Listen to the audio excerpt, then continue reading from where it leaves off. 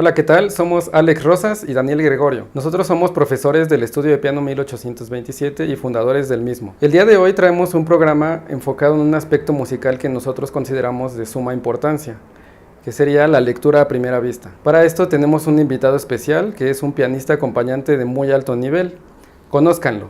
Israel Barrios Barrera comenzó sus estudios musicales a la edad de 7 años de forma particular y posteriormente ingresó a la Facultad de Música de la UNAM, donde se tituló con mención honorífica como licenciado en piano y donde fue ganador además en diferentes ocasiones del primer lugar en el concurso interno de piano. Profesionalmente se ha desempeñado como pianista repasador del coro de la Compañía Nacional de Ópera de Bellas Artes de 2013 a 2015. Ha ofrecido una variedad de recitales a lo largo de todo el país, incluyendo recintos como el Palacio de Bellas Artes, Radio UNAM, el Lunario del Auditorio Nacional, la Sala Carlos Chávez y la Casa del Lago de Chapultepec, entre otros. También ha formado parte de distintos festivales nacionales como el Festival del Libro y la Rosa y se presentó en la Feria Mundial en Shanghái, China en 2010. Ha sido acompañante de cantantes profesionales de ópera por más de 15 años, participando en proyectos como Niños, Manos a la Ópera y Bellas Artes a todas partes. También ha sido director musical para proyectos de ópera para niños y varias galas de ópera en los festivales operísticos en Querétaro y Oaxaca. Ha estudiado y preparado poco más de 30 óperas presentadas a piano, como La Traviata de Verdi y Carmen de Bizet. Actualmente labora como coach y pianista para el Estudio de Ópera de Bellas Artes, así como el Centrópera Enrique Jasso. También es catedrático de piano, conjuntos corales y repertorio vocal en la Universidad Lumen Gentium. Bueno, ya estamos aquí de vuelta en el estudio con Israel. Muchas gracias por estar aquí con nosotros. Qué gusto tener a un pianista tan alto nivel. Muchas gracias a ustedes por invitarme. Lo primero que queríamos preguntarte, porque pues nos da curiosidad, es que ¿por qué elegiste tú el camino así como de acompañante, como de pianista acompañante? ¿Por qué no de pianista solista? Porque pues es obvio y sabemos que tienes todas las habilidades necesarias para ser un solista, ¿no? ¿Por qué acompañante? Fíjate que en primera instancia fue por dinero. O sea, originalmente, originalmente el plan era hacer dinero fácil. Okay. Y dije, bueno, al menos de este lado, o sea, veo que puedo estar acompañando cantantes, puedo estar acompañando instrumentistas, hacer música de cámara, todo lo que fuera necesario. Y como siento yo que es una habilidad que me viene bastante natural, pues dije, esto va a ser dinero fácil, esto me puede hacer una carrera. No me tengo que pelear contra toda la plétora de pianistas que existen en las escuelas por intentar ganarme una plaza para tocar con orquesta o en los concursos. No, es un medio completamente sin competencia en ese sentido. Y pues dije, pues de aquí soy. ¿Por qué originalmente dinero? Específicamente por los videojuegos. Okay. Ocurre que mi mamá, cuando yo era muy pequeño, tenía muy metida la idea que los videojuegos en general son como muy violentos o que tendían mucho a la violencia, y es simplemente algo que ella no quería fomentar en mí. Pero pues yo veía los videojuegos y decía, qué cosas tan bonitas quiero estar jugando, y no lograba encontrar hacer dinero de otra manera, hasta que un día en la escuela se dio la oportunidad con un amigo mío, un cantante que se llama Alberto Albarrán, alias el Pumita, que me dice, oye, ¿sabes qué? Necesito que me acompañes a una audición dentro de 3 horas, porque voy a presentar una cosa para orquesta, ¿no? Y dije, pues sí, órale, sin pedo, ¿no? Yo era así un morrito de 13, 14 años, estábamos en los primeros meses de iniciación musical. De hecho, creo que en la clase en la que me le preguntó fue Introducción a la... ¿cómo se llama esta materia? Introducción a la música. Introducción a la música. Sí. Entonces dije, bueno, va, órale, jalo, ¿no? Y ya me puso una partitura que todavía me acuerdo que era el dueto de El Conde de Almaviva con Fígaro de... Rossini es es que no es Bodas de Fígaro, es la otra. El Barbero de Sevilla. Okay. Y pues ahí la medio estudié, tuve una hora y media para estudiarla, para montarla y para presentarla, ¿no? Y me dice, bueno, pues no tengo mucho dinero, pero pues tengo algo aquí como como por las molestias, ¿no? Y dije, ¡ay, es dinero! Dije, por fin tengo algo de dinero, ¿no? Entonces me gustó mucho eso. Poco a poco me empezó a recomendar con otros cantantes y con otros instrumentistas, y como que se empezó a correr poco a poco la voz de que estaba acompañando gente, de que empezaba a trabajar como acompañante, y pues estuve acompañando las cátedras de los maestros de la facultad, bueno, de la entonces Escuela Nacional de Música, hasta que simplemente se fue creando una especie como de fama de que yo leía, entonces me empezaron a llamar, pues ya sabes, ¿no? Bomberazos, oye, me canceló mi pianista de último minuto, necesito que nos suplas, cosas por el estilo, y a la par pues yo iba aprendiendo el repertorio, iba sacando cosas, y pues de ahí se encaminó todo, se hizo como una especie de bola de nieve. Bueno, pero realmente estabas muy pequeño para empezar, sí. Cuando empezaste. Y además qué curioso que haya sido por algo que no tiene nada que ver con la música. Y aparte siento que ese tipo de motivaciones luego son curiosas porque pues estabas pequeño, eras un niño y realmente era algo así como que quiero esto pero no puedo obtenerlo, pero lo puedo obtener con esta otra cosa en la que soy bueno, ¿no? Uh-huh. Pero entonces, y me da curiosidad lo que dijiste, entonces ¿siempre se te facilitó la lectura? Digamos, no al nivel que está ahorita. O sea, ahorita yo agarro, me siento, pongo la partitura y ya está. Obviamente en ese entonces todavía me costaba trabajito, todavía notas falsas, decía, ay, ¿cómo se acomoda esto? ¿Cómo tengo que hacer esto? Y a veces sí tenía que regresar con la partitura a casa a estudiar, pero con el paso de los años, pues eso se fue haciendo cada vez menos y menos. Oh, okay. Bueno, y ahorita que estabas hablando de esto y ya que vimos en la introducción que te dedicas a todo este trabajo de acompañante, de repertorista, como le dicen a veces, ¿qué habilidades crees tú que son necesarias para este trabajo? Digo, es obvio que la lectura a primera vista es como, si no la más importante, al menos sí una de las principales, pero además de eso, ¿qué otras habilidades crees tú que se necesitan? Bueno, ya viéndolo de una manera más especializada, o sea, sí, ciertamente que tengas una bastante buena habilidad del piano y que puedas estar tocando, sí es importante. Que puedas leer y que conozcas qué estás leyendo, sí es importante. Pero más allá de eso, creo que es mucho el callo, ¿sabes? Es mucho más una cuestión de experiencia. Que, por ejemplo, alguien en algún momento te haya dicho, ¿sabes qué? Es que el estilo, no sé, el bel canto se hace así porque las tradiciones o porque las cosas o porque las frases. Y dices, ok, ya entendí. Y la próxima vez que te vuelvas a encontrar una partitura de algún compositor belcantista, ¿no? Donizetti, Bellini, Rossini. Bueno, Rossini... bueno, no importa. El caso es que, o sea, ya te enfrentas otra vez contra esas partituras y dices, pues este es lo mismo que vi en la otra partitura porque tiene esta misma frase y tiene estos mismos elementos y todas las cosas se empiezan a combinar de maneras muy similares, ¿no? Obviamente, además de eso, digamos, obviamente una de las cosas más importantes que tienes que tener, idiomas, que también fue una coincidencia muy extraña. Porque, o sea, a pesar de... te cuento esta historia rápidamente. A pesar, por ejemplo, que mis padres siempre me apoyaron en la música, siempre han querido que me vaya bien como en la carrera, siempre existe el miedo, ¿no? De los hijos que dicen, no, hijo, es que de música te vas a morir de hambre. Y si piensas en un plan B... Siempre. Sí. Entonces, o sea, sí me dejaron estudiar música, pero siempre y cuando hubiera como una especie de plan B en caso de que todo fallara, ¿no? Y el plan B pues siempre es echarle más ganitas al plan A. Entonces, durante muchos años no lográbamos como entablar alguna otra carrera con la que yo me sintiera afín y con la que yo quisiera hacer algo más. Y de repente en alguna conversación con mi mamá le dije, ¿sabes qué? ¿Idiomas? Me dice, bueno, órale. Entonces, casi a la par que tuvimos esa conversación, yo ya estaba estudiando japonés. Por ocio, sí. porque el anime me gusta, ¿sabes? Sí. Y dije, bueno, pues es que esto puede ser, ¿no? Entonces tomé un par de cursitos en italiano, como 6 meses, así como lo básico indispensable como para no morirse de hambre. Estuve tomando alemán un par de años. Nunca he tomado francés porque me parece espantoso, pero algunas otras circunstancias en la vida me han llevado a tener que estudiarlo, si no con un maestro, al menos de manera autodidacta. Sí. Entonces, no lo entiendo bien, pero ya lo puedo leer y es como, ya sé qué ocurre acá, ya sé cómo se tiene que pronunciar. En fin, o sea, los idiomas de alguna u otra forma se han convertido como en una segunda carrera en la que uno se tiene que volcar. Porque pues, para el colmo de males, pues todas las óperas y toda la obra vocal generalmente tiene letras. Sí. Y generalmente están en estos idiomas romances, ¿no? Italiano, francés, alemán. Que alguna vez, o sea, justamente yo recuerdo de mis clases de coro en la facultad y muchas veces el pianista hacía un poco como de coach vocal también y como que también les ayuda con la pronunciación de algunas cosas en diferentes idiomas. No sé, por ejemplo, tú qué tanto te metes también en esa parte. Mucho. Sí, sí, es algo primordial, ¿no? Porque luego pasa también que, o sea, a lo mejor algún cantante tiene muy bien el italiano y ve un texto en italiano y lo entiende así, lo habla así, bien, ¿no?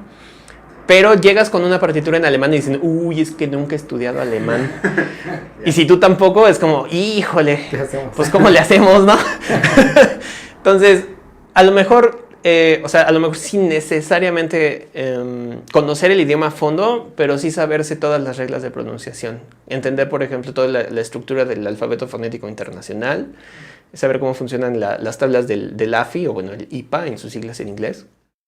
Y saber cómo pronunciar todo, ¿no? Ya de repente, si hay alguna duda, pero que sea con una palabra, ¿no? Que, a lo mejor este she, a lo mejor es che, déjame te lo investigo, ¿no? Pero ya con una idea más clara. Y en el Inter, pues vas aprendiendo vocabulario, porque pues, estás todo el tiempo ensayando contextos. Entonces, idiomas, qué interesante. ¿Quién lo diría, no? Pero bueno, también esto es a un nivel como ya, pues más profesional, ¿no? Pues sí, más o menos. Bueno, me llamó la atención, nuevamente, ahorita que te preguntábamos y que dijiste, más que nada es tener callo. Y esto lo relaciono mucho con una pregunta que te quería hacer, que me da mucha curiosidad. ¿Tú qué opinas sobre las materias de lectura en las facultades de música? Por ejemplo, en la FAM UNAM, que yo siento que, bueno, creemos que podría implementarse de mejor forma, ¿no? O que falta más, pero ¿tú qué opinas sobre eso? Independientemente de solamente esa materia, algo que me ha pasado mucho, sobre todo ya en la vida profesional, es que, o sea, tú sales de la escuela con tu bagaje de lo que te hayan enseñado, ¿no? Que armonía, contrapunto, lectura, música de cámara, lo que sea.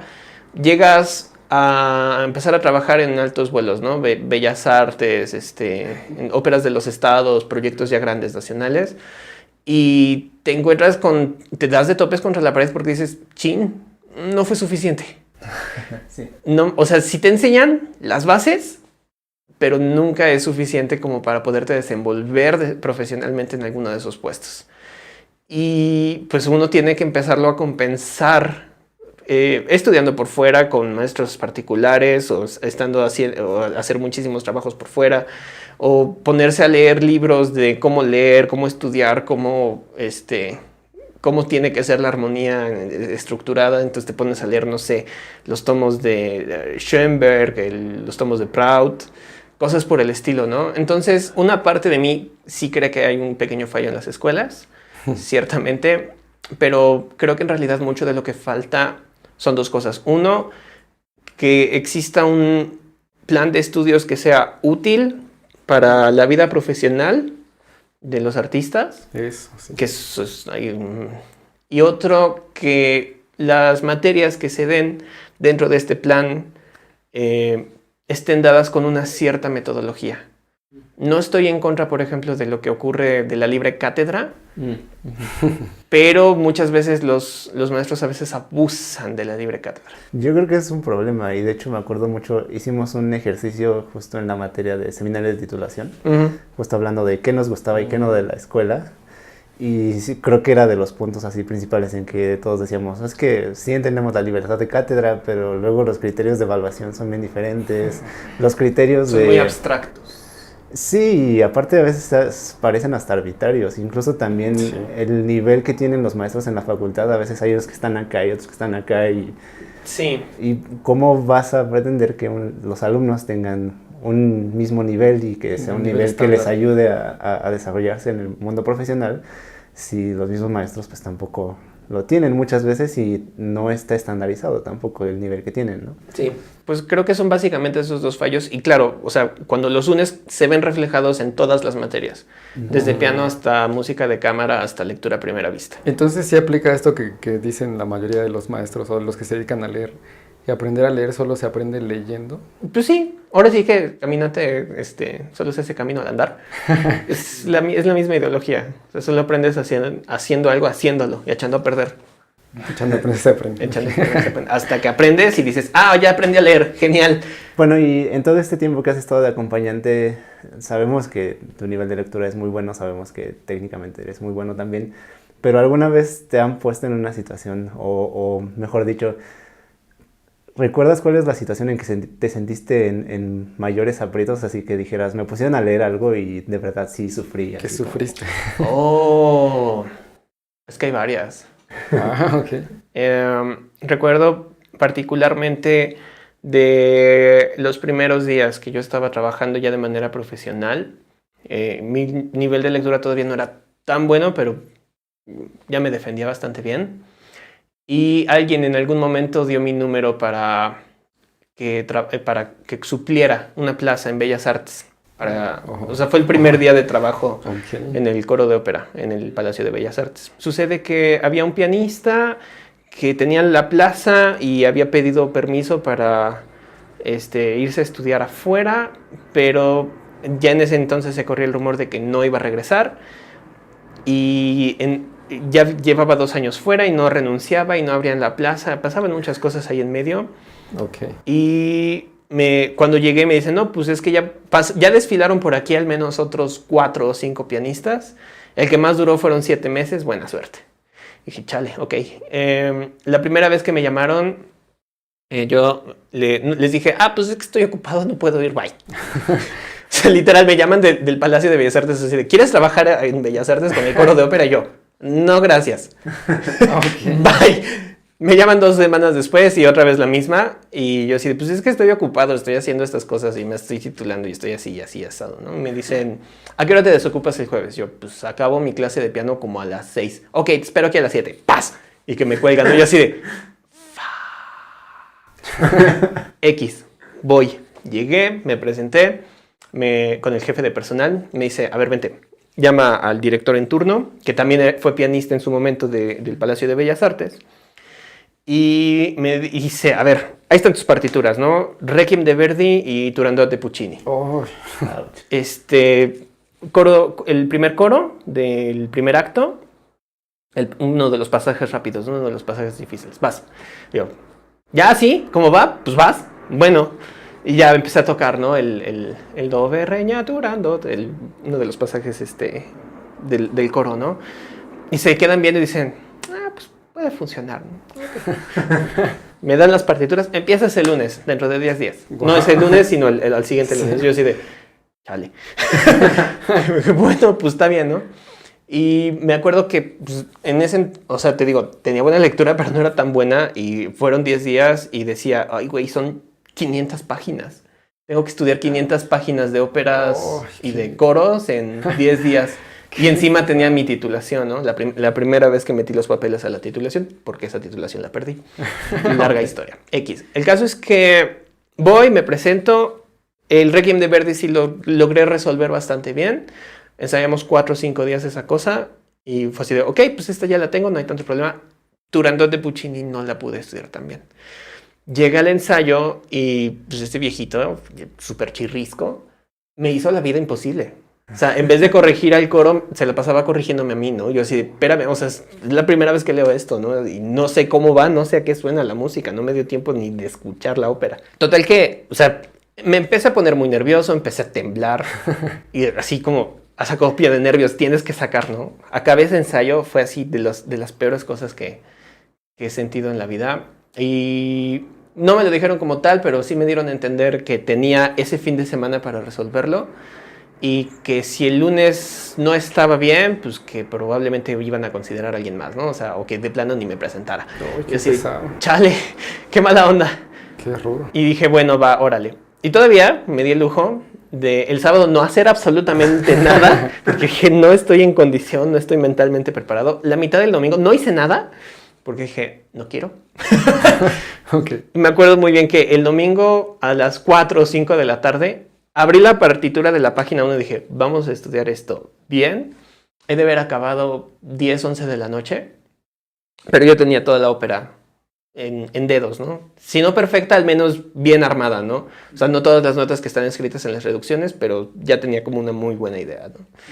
Llegué al lunes, me presenté, y pues, a ver si sí es cierto, ¿no? Y ya empezó el maestro a dirigir y ya. O sea, salió todo muy bien, toqué así absolutamente todo y se quedaron todos así de... Y ya hasta me aplaudieron y todo eso así. todo muy emotivo y yo así de, ya bájenle. Y ya me quedé básicamente en ese puesto 2 años y medio. A partir de ese día hasta julio, eso fue en marzo del 2013, hasta julio del 2015 estuve allá adentro, hasta el día que renuncié por otra larga historia. Y pues básicamente ese fue como mi campo de entrenamiento profesional, ¿no? Y fue justamente lo que les comento, ¿no? Que me di cuenta que todo lo que aprendí en la escuela, pues sí era útil, pero no estaba preparado para lo que estaba ahí. Pero entonces, generalmente tú solo lees las obras, porque ahorita dijiste, me puse a estudiarla. O sea, hay como una diferencia entre leerla así nada más y ponerte a practicarla. O sea, yo considero que sí, pero quiero saber tu opinión, ¿no? Sí, o sea, el chiste es que, o sea, cuando tú estás leyendo la partitura, es más darte como una empapada de lo que suena y dónde están las cosas. Pero estudiarla ya implica un cierto conocimiento de qué tocar, dónde tocarlo, cómo tocarlo, qué tiene que sonar, cómo tiene que sonar, qué sonido quieres producir, qué fraseo quieres hacer. Que son detalles niños que al momento de estar leyendo no te dan tiempo de hacerlos, ¿no? Entonces, estudiar sí requiere que lo hagas un poco más lento, que lo hagas como con mucha más calma. Al momento de estar leyendo, sí está implicado un proceso de estudio, pero es más un proceso visual de la partitura. O sea, tú ves la partitura y dices, esto suena así, y simplemente lo pasas a las manos. Y ya cuando algo falla dices, esto lo tengo que estudiar. Esto tengo que ver cómo se resuelve, qué está pasando aquí específicamente. O sea, pero como tal, digamos que uno y el otro son parte del mismo proceso, pero en diferentes estadios y diferentes velocidades, pues. Pero sí están conjuntos. Bueno, y entonces, hablando de lectura, porque obviamente el tema es enfocado en la lectura, nosotros consideramos que en México hay muy pocos pianistas que realmente tienen un nivel adecuado de lectura, ¿no? Uh-huh.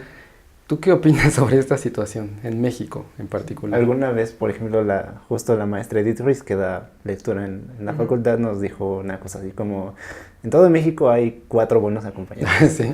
O sea, así de drástico. Y bueno, queríamos saber también tu opinión. Pues 4 me parece un número muy pequeño, pero no me parece tan bajo. Okay. O sea, de los que yo conozco y de los que he visto, pues hay algunos que tocan bien, ¿sabes? Que dices, este es un buen pianista. Pero así que tú digas, ¿cuántos son? Pues no, la verdad es que no hay muchos. ¿Y por qué ocurre eso? Creo que pasan varias cosas, particularmente en el medio. Uno que, muchas veces me platicaba yo con otros pianistas, ¿no? De mi generación y así, y casi todos detestan a los cantantes. Es como un común denominador. Entonces no sé por qué existe esta dicotomía de decir, ok, están la gente que va para la orquesta, los pianistas, los cantantes. Están por allá lejos, ¿no? Así como apestados. Como que ellos no son músicos, ellos cantan, ¿no? Es como una especie de... No es un tabú ni siquiera, es una especie de consigna social que llevan cargando, ¿no? Como segregados de todo. Ajá, no lo entiendo. Lo entiendo a medias, pero no lo entiendo realmente, ¿no? Y el caso está en que tienen... Como es un medio tan peleado el del canto, ese sí, para que veas, es un medio bien peleado. O sea, tú levantas una piedra y te encuentras 1000 cantantes y un pianista. Okay. Y todos están peleando muchísimo por las pocas oportunidades de trabajo que hay en los coros o de solistas o de lo que sea. Que pues muchas veces ocurren algunas fricciones entre los cantantes, porque además son las divas, ¿no? Son los que aparecen en el escenario en las grandes producciones. Entonces, muchas veces me tocó ver que los pianistas no quieren lidiar con eso. Sí, y dicen, no, acompañar, ¿sabes qué? No, yo mejor estudio mi pianito y me pongo a tocar mis sonatas de Beethoven, porque no tengo que lidiar con ellos. Entonces, muchas veces hay eso, que los pianistas no quieren entrometerse en otros medios. Y la otra parte, pues justamente es esto que comentábamos, ¿no? La parte escolar, que sí hay buenos maestros, pero no son tantos y a veces no tienen una metodología seria, sólida. Eso te iba a comentar yo, también tiene que ver, ¿no? Con cómo se forma uno, porque yo a mis alumnos, por ejemplo, siempre hago énfasis, ¿no? En que la lectura a primera vista es como una especie de habilidad diferente a estudiar una pieza en sí, ¿no? Lo que decías ahorita. Por eso te preguntaba si son dos procesos diferentes. Es parte del mismo proceso. Okay. Y tú, o sea, bueno, desde niño ya estabas metido en acompañar gente y eso, pero, o sea, en tu formación en algún momento como que alguien te metió la lectura así de que le dieron un enfoque, o fue simplemente que lo empezaste a hacer y por lo mismo practicabas aunque ya era un trabajo, ¿no? Y de ahí lo fuiste desarrollando cada vez más. Eso segundo. O sea, no hubo como tal un maestro que me dijera, ¿sabes qué? Vete a hacer lectura a primera vista porque puedes hacer una vida de esto. Al contrario, mi maestra de la escuela, en paz descanse, me decía que no, que mejor, o sea, que justo lo que tú decías al principio, ¿no? Que como tengo el nivel para ser concertista, pues que me enfocara a ser concertista. Y dije, pero no hay dinero ahí. Y me tengo que pelear o sea, hay muy buenos pianistas concertistas, sí, que igual no son tantos, pero hay tan poco mercado para ellos, o para nosotros, o como lo quieras poner, que tienen que estarse peleando muchísimo por esos pequeños espacios, ¿no? Sí, o sea, sí. Y yo creo que ese es el medio tal vez el más competido que hay en nuestra carrera, porque creo, yo siempre he sentido que incluso la gente que dice, no, yo no quiero ser concertista, en el fondo sí tienen esa cosa de, no, pues sí quiero. Es el sueño de todos. Ajá. Sí, y pues luego curiosamente me empezó a pasar que, o sea, ser concertista también te requiere ciertas habilidades muy específicas que, aunque empatan muchas con las de ser acompañante o ser repertorista o lo que sea, hay algunas que no están tan pegadas o no están tan conjuntas, ¿no? Por ejemplo, o sea, tú como concertista puedes tener un repertorio y tenerlo en un nivel muy alto y tener un nivel de memoria muy alto. Tú como acompañante no te puedes dar el lujo a veces de hacer tanto detalle en la obra. Okay. O de llevarla a esos niveles, ¿no? Como para decir, mañana se graba en la Deutsche Grammophon. Y también es tanta obra con la que tienes que estar pasando que no te da tiempo de memorizarla. Siempre. Entonces llega un punto, por ejemplo, que ya cuando yo estaba trabajando de manera profesional, pues dije, ya no necesito memorizar, todo el tiempo estoy leyendo. Y dejé un poco de lado la memoria. Entonces ahora me pides que memorice una pieza, hijo. ¿Te cuesta trabajar? Sufro muchísimo, ¿no? Digo, no es lo mío. O sea, memorizar no me es fácil. Me tengo que sentarme a hacer algo y es como muy espantoso. Okay. Entonces prefiero estar sacando más bien mucha obra y estar ayudando a mucha gente a que estén con las audiciones o en conciertos o lo que sea, ¿no? Y hacerme un estilo de vida de eso. Bueno, pues tenemos preparada una sorpresa. Dale. Hablando de los buenos lectores, nos gustaría que leyeras algo aquí para el estudio. La pieza que vas a leer ahorita sería un vals de Castro, el Vals Bleuet, y una pieza más que no vamos a decir en este momento. Y solo por duda, ¿el Vals de Castro lo has tocado alguna vez? Okay. ¿Lo has leído alguna vez? No, el único vals de Castro que he tocado, ya ni me acuerdo cómo se llamaba. Creo que era el Melancólico. Sí, creo que sí. Okay. Y eso fue hace como 13 años. Hay un video de YouTube de mí así de niño tocándolo. Tenía como 17 años. Ya, bien. Entonces, bueno, pues entonces vamos a ver esta prueba. Va.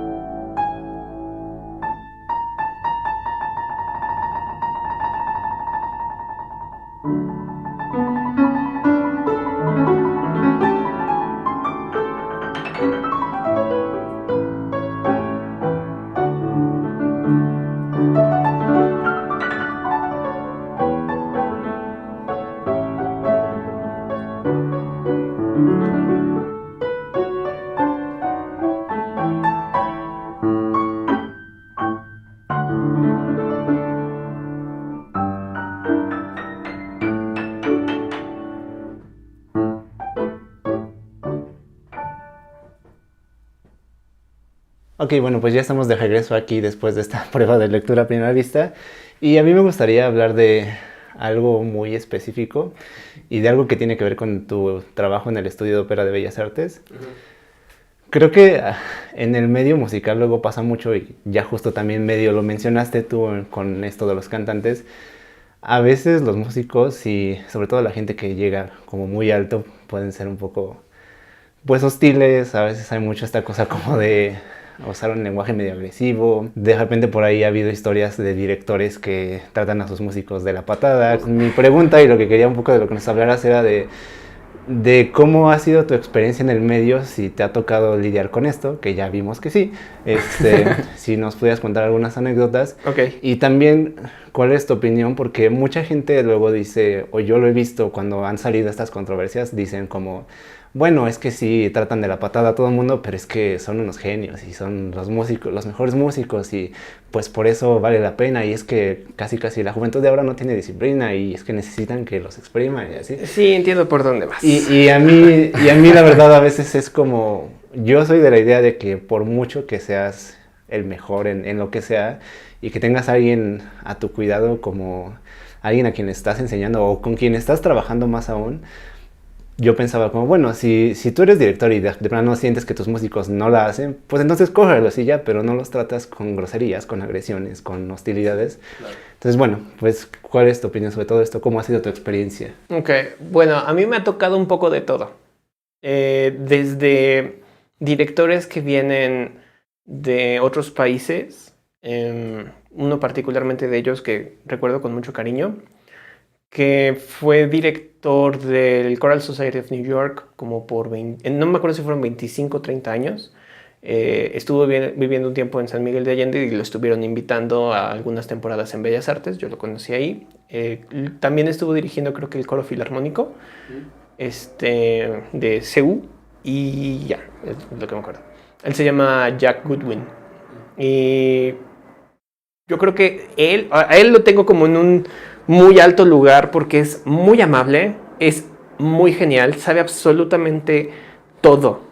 O sea, cuando llegas con él, él ya tiene la obra preparada, la tiene perfectamente segmentada, sabe cómo va a trabajar cada minuto del ensayo, desde que entra hasta que se va, y tiene perfectamente calendarizado desde el día 1 hasta que se presenta.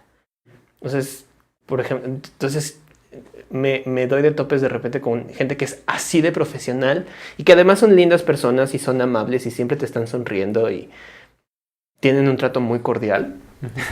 Y dices, wow. Entonces tengo, así como en ese lugar está él, está una maestra que vino también de Estados Unidos, de la Universidad de Jacksonville, que se llama Cara Tasher, que es fantástica. Son como los dos que tengo así como más en alta estima, ¿no? Me he topado de todo. Directores nuevos que no tienen la más remota idea de lo que están haciendo, okay, que no sabes cómo llegaron al podio, pero ahí están y dices, alguien máteme. O sea, gente amable, sí, pero inútil. Sí, claro. Que dices, bueno, ya, ahí está, ¿no? Luego me han tocado genios también de la vieja escuela. De esos que dices que llegan y gritan y que te equivocas y dicen, no, eso está mal. Y dices, güey, relájate. Pero que todavía son cordiales dentro de lo que cabe. Sí, claro. Particularmente recuerdo a un director, no sé si él es alemán o italiano, no sé de qué parte es, de la vieja escuela, que se llama Nick Zavarezza, que con él hicimos, déjame acuerdo, Holandés Errante en el Palacio de Bellas Artes hace como 6 años, 5 o 6 años. Y el tipo tiene un temperamento de esos de fuego, ¿no? Nunca nos dirigió una mala palabra, pero cuando corregía sí era muy de mano dura, ¿no? Intenso. Muy intenso. Si te gritaban, no, eso estaba mal. Bueno, en alemán porque yo no entendía ni madre, ¿verdad? O en inglés porque medio hablaba inglés. No es cierto, nos gritaba en italiano, ya me acordé. Nos gritaba en italiano. Es decir, chale, intentando entender las indicaciones en italiano y alemán es como, su madre.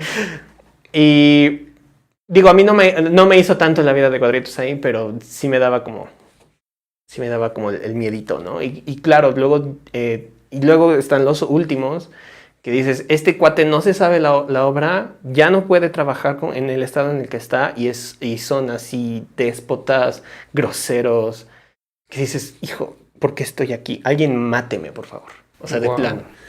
En fin, pues hay de todo. Y todo lo que quede en medio, ¿no? Sí. ¿Cuánta experiencia has acumulado con todas estas, pues ahora sí que experiencias, para la redundancia? Pues sí, te das de topes contra la pared, ¿no? Y, pues, o sea, hay gente que vale muchísimo la pena, y de los que incluso ya estando en niveles profesionales les aprendes muchísimo. Y hay gente, pues, de la que no, simplemente, ¿no? Y dices, pues así es el medio, ni modo. Bueno, ahora hay otra pregunta. A mí en particular me daba mucha curiosidad por una anécdota que tuve en la facultad, en un seminario al que asistí sobre lectura a primera vista. Había dos profesores que estaban discutiendo y que ambos argumentaban diferentes cosas, ¿no? Y surgió la pregunta y el debate de qué sería mejor al final, si interpretar una obra de memoria o leyéndola. Sabemos que históricamente, pues, esta cuestión del solista tocando las piezas de memoria empezó, pues, hasta después, ¿no? Hasta prácticamente el romanticismo. Sí. ¿Tú qué opinas sobre esta cuestión? Porque me quedó muy marcada esta experiencia que tuve al ver a los profesores, porque no se ponían de acuerdo. Había quienes defendían muchísimo que era mucho mejor leer la obra y poderla interpretar mejor porque tienes toda la información ahí y en el momento la puedes ver. Y había quienes decían que no, porque al memorizarla te puedes concentrar más en lo que estás tocando, ¿no? Sí, y además ahorita creo que como que está haciendo un regreso, porque ya últimamente también ves mucha gente solista leyendo, y también con la ayuda de la tecnología, ahora con el iPad con los pedales que cambian las páginas, ya no necesitas cambiar páginas ni siquiera, que a veces podría ser a lo mejor el pero que le podría poner mucha gente, como de, sí, pero es que necesito quien me cambie las páginas. Pues ahora ya ni eso, ¿no? Ya ni eso, sí. Entonces, ¿tú qué opinas? Creo que es que ambas posturas me parecen válidas. Obviamente mi inclinación es hacia leer. Sí. Por conveniencia. Pero ya dentro, digamos, el plano de lo ideal, es que también depende mucho de cuál es tu objetivo como, iba a decir estudiante, pero más bien como intérprete. O sea, si tu objetivo como intérprete es entender la obra y presentarla y hacer que salga bien y rápido, pues indudablemente la lectura es como el camino a seguir, ¿no? También hay que considerar, por ejemplo, en ese aspecto muy específicamente, el tipo de mercado en el que te estás moviendo. O sea, si por ejemplo, yo en este mes de diciembre tuve aproximadamente entre 10 y 12 conciertos. Entonces, para mí, por ejemplo, memorizarme 12 repertorios para una cosa que se va a presentar una vez, no tiene caso. Prefiero que todo esté bien presentado, pero que yo me lo sepa bien de oído y que tenga la partitura ahí y pueda estar ayudando a quien estoy acompañando, o estando yo tocando mi pieza, o lo que sea. Entonces, para mí ese es como ideal, ¿no? Yo sé que hay gente loca como ¿cómo se llama este? Había un pianista por ahí de los 30s, 40s, que creo que se apellidaba Hoffman. Joseph Hoffman. O sea, que cuenta la leyenda, ¿no? Que el tipo memorizaba 20 repertorios por mes. Dijo, pues date, ¿no? O sea, felicidades. Sí, no, hay gente que también, o sea, como igual de las mismas épocas, que decían, me aprendí un concierto de Rachmaninoff en un vuelo, ¿no? Dices, ok, o sea, sí es posible, sí les creo. En algún momento yo también me di a la tarea de, incluso con la partitura en mano, de estarlas memorizando, y sí se puede. No. Pero para mí ahí ya entra un desgaste psicológico, emocional, y de carga de trabajo que dice... Poco necesario. Poco necesario. Salvo que digas, ¿sabes qué? Me quiero especializar en esa obra y quiero que salga perfecta, como para presentarla para una orquesta muy importante, o para una grabación, o para algo. Allí sí es importante, ¿no? El proceso de saber de memoria qué estás tocando e intentarse separar de la partitura lo más posible. Ya. Pero eso ya está como más enfocado en ese sentido de decir, quiero perfeccionar esta obra porque se va a grabar. ¿Sabes? Tiene como otro enfoque. Tiene mucho que ver el fin, como dices entonces. Sí, yo creo que va mucho más enfocado a qué es lo que quiere uno como intérprete, a qué es lo que espera un maestro, ¿no? O sea, porque, un maestro te enseña el repertorio, ¿con qué fin? Sí, claro. Para pasar la materia, para que te metas a un concurso, para que toques con orquesta, para que estés acompañando, ¿para qué te enseña una obra? Entonces, si no hay un fin en específico, pues trabájala de memoria, pues porque te gusta, dices, pues está padre, me la memoricé, suena chido. Si no, y necesitas presentarlas rápido, o dices, quiero saber a qué suena todo este ciclo, partitura en mano. Entonces, ambas posturas me parecen muy válidas. Ya. Pero personalmente pues yo me enfoco un poquito más a estar leyendo porque me es mucho más práctico y me permite tocar muchos más repertorios mucho más fácil. Bueno, y después de que ya hablamos de todo lo de la lectura, de tu trabajo, de tus experiencias, sabemos que es difícil a lo mejor decir algo así de rápido y en un video improvisado, pero ¿qué consejos podrías darle tú a los pianistas justamente para estudiar lectura y para desarrollar un poco más de estabilidad?